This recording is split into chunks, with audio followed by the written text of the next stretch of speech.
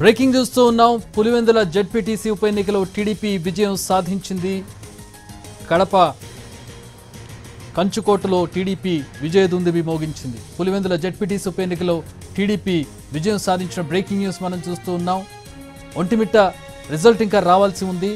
ఒంటిమిట్టలో గెలిపేవరదో తెలియాల్సి ఉంది. పులివెందుల పోలైన ఓట్లు తక్కువ, అలాగే ఒకటే రౌండ్లో రిజల్ట్స్ రావాల్సి ఉండడంతో త్వరగా పులివెందుల రిజల్ట్స్ అనౌన్స్ అయ్యాయి. పులివెందుల్లో టీడీపీ విజయం సాధించింది.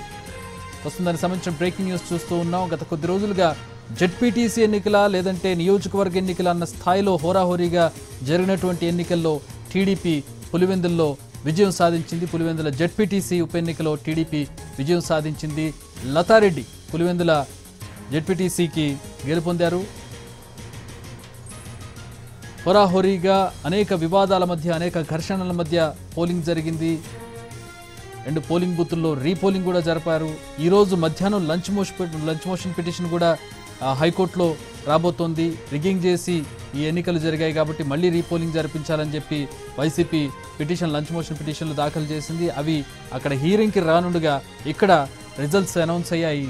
పులివెందుల జెడ్పీటీసీ ఉప ఎన్నికలో టీడీపీ విజయం సాధించినట్టుగా అనౌన్స్ చేశారు. టీడీపీకి 6,735 ఓట్లు పోలయ్యాయి. వైసీపీకి 683 ఓట్లు పోలైనటువంటి పరిస్థితి. ఒంటిమిట్ట రిజల్ట్ ఇంకా రావాల్సి ఉంది. ఒంటిమిట్ట 3 రౌండ్లలో కౌంటింగ్ ఉంటుంది కాబట్టి ఒంటిమిట్ట రిజల్ట్స్ లేట్ అయ్యే అవకాశం కనపడుతుంది. లతారెడ్డి 6,735 ఓట్లు పొందారు. హేమంత్ రెడ్డి 683 ఓట్లు పొందినటువంటి పరిస్థితి.